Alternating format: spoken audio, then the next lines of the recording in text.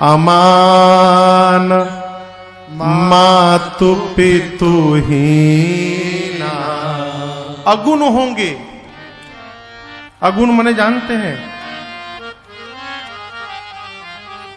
नारद जी कहना चाहते हैं अगुण होगा यानी सत रज तम, तीनों गुणों से परे होंगे, त्रिगुणातीत होंगे। हिमांचल जी की समझ में बात आई अगुण यानी उसमें कोई गुण नहीं होगा। नारद जी बोले अमान ही होंगे, अर्थात मान सम्मान से परे, बाबा को कोई फर्क नहीं पड़ता।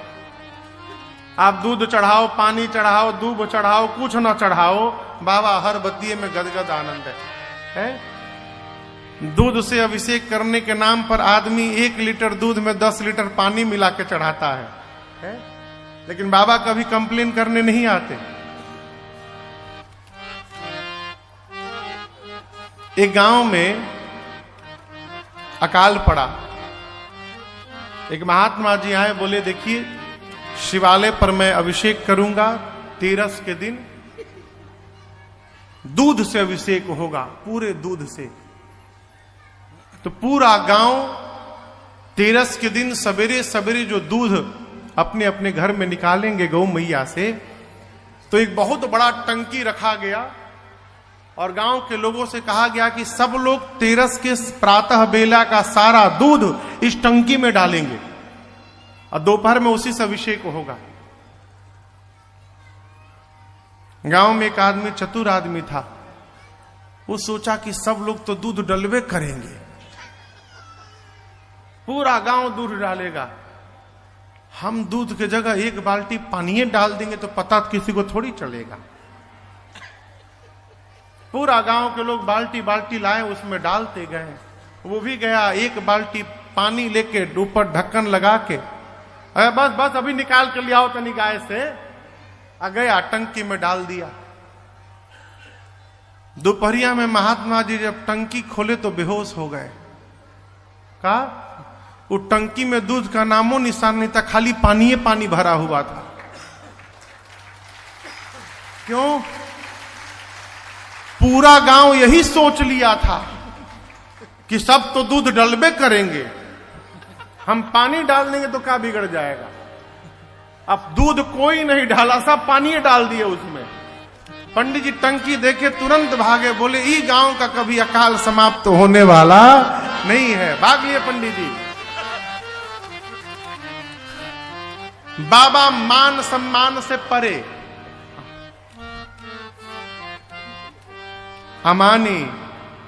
हिमांचल जी समझ गए अमानी यानी उसका कोई सम्मान ही नहीं करेगा। और तीसरका तो इतना खतरनाक बताएं, मातु पितु हीना, उसके माता पिता होंगे ही नहीं, थे, अब नहीं है, ऐसा नहीं है, शुरू से ही नहीं है। उदासीन होगा, संशय रहित होगा। जोगी जटिल काम मन नागन अमंगल वे, अस स्वामी यही कहानी परे हंस हंसे। नारद जी बोले आपके बेटी का पति जोगी होगा, उसकी विशाल जटाएं होंगी। अब आप बताइए, आपको पता चल जाए कि लड़कवा के जटा बा, क्यों ब्याह करी हो? कहिए कोई विवाह करेगा? जोगी है लड़कवा, दुल्हावा जोगी है। ये हो गया बाबूजी अपने बेटी के लिए दूल्हा देखने का, लड़कवा कहा है वो? लकड़ी के कारोबार बाप। कौन कारोबार है? रेलवे स्टेशन पर दतवन भेजता था।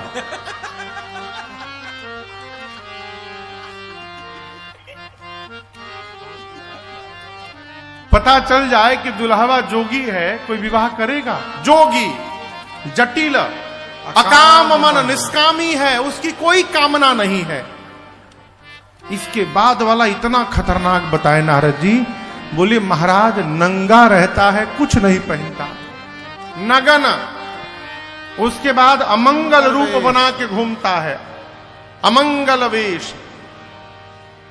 हिमांचल जी बोले क्या बोल रहे हैं आप? नारद जी बोले हम नहीं बोल रहे हैं, आपकी बेटी की हाथ की रेखा बता रही है इनको ऐसा ही पति प्राप्त होने वाला है।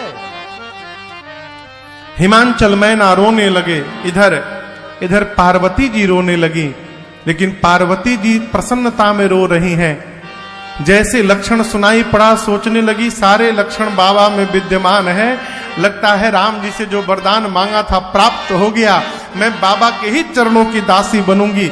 मां गदगद हो गई। हिमांचल जी थोड़ा रोने के बाद नारद जी को अलग ले गए एकांत में। जाके नारद जी से बोले, नारद जी कोई उपाय है का? बोले कैसा उपाय? बोले दूल्हा चेंज करने का कोई स्कीम हो आपके पास, दूल्हा बदल दिया जाए। नारद जी बोले, हिमांचल जी हमारे बाबूजी ने आपके बिटिया के भाग्य में जो रेखाएं खींच दी हैं, इस ब्रह्मांड में उसको कोई मिटाने वाला नहीं है, दूल्हा तो ऐसा ही मिलेगा। लेकिन हम एक बात बताएं आपको, समर्थवान व्यक्ति में दोष नहीं होता है। देखिए हम लोग तो गांव के लोग रहने वाले हैं, शहरों में कहीं कहीं बड़े बड़े घर के लोग फाटल कपड़ा पहन के घूमत है। आप भी देखे होंगे पैंट फटा रहता है, मानो कुकुर नोचले होके दांत से। हाँ। कुत्ता जब काट ले तो ऐसे ही होता है पैंट, इधर फटा, पीछे फटा, आगे फटा, और जो जितना फटा है उसका उतना दाम है। हाँ। अरे एक बार तो हम बंबई से कलकत्ता जा रहे थे, सुबह सुबह का समय था, एयरपोर्ट पे हमरे बगल में एक आदमी जहाजी में आके बैठा साहब। अब उसका पैंटवा देख के हमको शर्म आ रही थी। लगभग 55 साल का आदमी, इतना छोटा पैंट पहना था वो कि उसका पैंट देख के अपने लाज आ रहा। ये क्या है? बड़ा आदमी जो होता है ना वो कुछ पहने, उसमें लोग दोष नहीं देखते, फैशन है। और छोटा आदमी यदि फटा पहन ले तो कहते देखो दरिद्र है, इसके पास कपड़ा भी ठीक का नहीं है, फाटल कपड़ा पहन के घूम रहा है। समर्थमान व्यक्ति में दोष नहीं दिखता। नारद जी ने उदाहरण दिया, विष्णु भगवान सर्प पे सोते हैं, शेष सैया पर। सर्प यदि हाथ से स्पर्श हो जाए तो जीव को शुद्धि करानी पड़ती है, लेकिन विष्णु भगवान उसी पर सोते हैं, उनमें कोई दोष नहीं लगता, समर्थवान है। गंगा जी में जो बही जाए, गंगा जी कभी अपवित्र नहीं होती हैं, क्यों? समर्थवान है। अग्नि में जो भी झोंक दो, अग्नि पवित्र है, क्यों? समर्थवान है। सूर्य की किरणें जिस पर भी जहां तहां पड़ती रहती हैं, लेकिन उनमें दोष नहीं पड़ता, समर्थवान है। उसी प्रकार आपके पति में कोई दोष नहीं है, वो समर्थवान है। हिमांचल जी बोले ये चारों तो समर्थवान है, पता है हमें, लेकिन इन चारों का मेरी बेटी के पति से क्या लेना देना?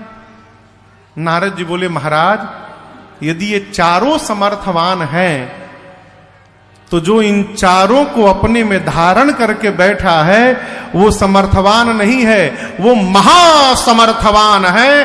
भगवान शंकर में ये चारों विद्यमान है।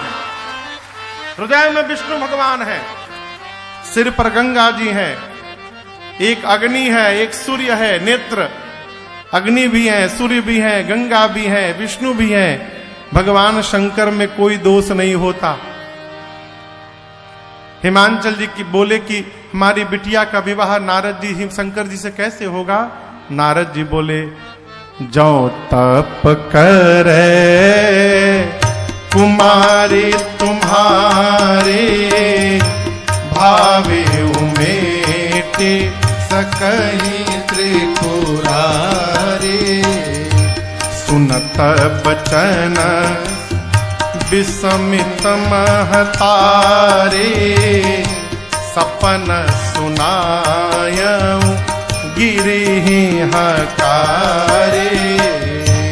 मातु पितहि बहु विधि समुझाए चली उमा तप हित हर्षाए, मातु पितहि बहुविधि समझाए, चली उमा तप हित हर्षाए। नारद जी ने कहा, महाराज आपकी बेटी पार्वती जी यदि तपस्या करेंगी तो शंकर जी उनको अवश्य प्राप्त होंगे। और यहां आप याद रखिएगा, जीवन में की हुई तपस्या कभी विफल नहीं होती। तपस्या जीवन में धारिता का निर्माण करती है, धारिता से पात्रता का निर्माण होता है और पात्रता ही अधिकार प्राप्त कराती है। याद रखिए, जिसके भीतर पात्रता नहीं है उसको अधिकार प्राप्त हो जाए तो वो अधिकार ही उसको समाप्त कर देगा। और ये तपश्चर्या ही पात्रता का निर्माण करती। इसलिए संतान को कहिए तपने के लिए, आराम से जो प्राप्त होता है आराम से ही चला जाता है, तपने के जो बाद प्राप्त होता है वही अंतिम समय तक पास में टिका रहता है। ऐसे पास में कुछ बचने वाला नहीं है। तप आधार सब सृष्टि भवानी। नारद जी ने कहा, आपकी बेटी तपस्या करेंगी तो भगवान शंकर अवश्य प्राप्त होंगे। मैया अगले दिन माता पिता को प्रणाम करके तपस्या करने चली गई। छोटा सा शरीर, अति सुकुमार न तन तप जोग, पति पद सुमिरित जो सब हो। आप दर्शन करिए, मां ने कैसे तपस्या की। संबत सहस मूल फल खाए। 1000 वर्ष तक पार्वती जी फल मूल खा के बिताई। उसके बाद फल मूल का त्याग किया। साग खाई 100 बरस भवाए। साग पत्ते खाकर 100 साल बिताई। उसके बाद उसका भी त्याग कर दिया। कछु दिन भोजन बारी बता, कुछ दिन हवा पानी पी के रही। उसके बाद उसका भी त्याग किया। किए कठिन कछु दिन उपवास। इसके बाद पार्वती जी को पता चला कि भगवान शंकर को बिल्व पत्र बड़ा प्रिय है, तो जो बिल्व पत्र नीचे गिरते थे उनको उठा के खाना प्रारंभ की। 3000 वर्ष बिल्व पत्र खा के बिताया मां ने। उसके बाद उसका भी त्याग कर दिया। इतनी कठोर तपस्या मां ने की। आकाशवाणी बोल पड़ी, अस्ताप काहू न कीन भवानी, अस्ताप काहू न कीन भवानी, भये अनेक धीर मुनि ज्ञानी, भये अनेक धीर मुनि ज्ञानी। हाँ, भये अनेक धीर मुनि ज्ञानी। नाम मां ने तपस्या की। आकाशवाणी ने कहा, हे भवानी जी, आपकी मनोकामना पूर्ण भई। पिताजी बुलाने आए तो घर जाइएगा। सप्त ऋषि प्राप्त हो तो हमारे वचनों को समझ सत्य समझिएगा। इधर भगवान शंकर मां सती के जाने के बाद वैराग्य में आ गए। कैलाश से निकल पड़े, घूमने लगे। एक दिन राम जी ने दर्शन देकर पार्वती जी के जन्म की पूरी कथा सुनाकर कहा, बाबा यदि मैं आपसे कुछ मांगूंगा तो आप मुझे देंगे? शंकर जी ने कहा, जो आज्ञा करिए प्रभु। तो राम जी ने कहा, मैं यही मांगता हूं, जाई विवाह शैलज यह मोहि मांगे। मैं यही मांगता हूं कि आप जाकर पार्वती जी से विवाह करिए। शंकर जी ने कहा, प्रभु आप जो कह रहे हैं उचित तो नहीं है, लेकिन नाथ आपने कह दिया है, इसलिए आज्ञा सिर पर नाथ तुम्हारी। आपकी आज्ञा मेरे सिर पर सिरोधार्य है। राम जी बोले सिर पे धारण न करिए, हृदय में धारण करिए। क्यों? सिर पर गंगा जी बही रही हैं, कहीं सिर पे रखिए अब मेरी आज्ञा गंगा जी के साथे बही जाए, इसलिए हृदय में धारण करिए। बाबा को बोलकर राम जी अंतर ध्यान भय। शंकर जी ने सप्तऋषियों को भेजकर पार्वती जी के प्रेम की परीक्षा ली है। सप्तऋषि आकर मां की निष्ठा जब बाबा से बताएं, बाबा इतने आनंद में आए कि फिर समाधि में चले गए। पिछली बार समाधि में गए थे तो कितने दिन बाद लौटे थे? जोर से कहिए, 87,000 वर्ष फिर समाधि में गए। अब 87,000 वर्ष बाद लौटेंगे कि 1 लाख वर्ष बाद लौटेंगे, किसी को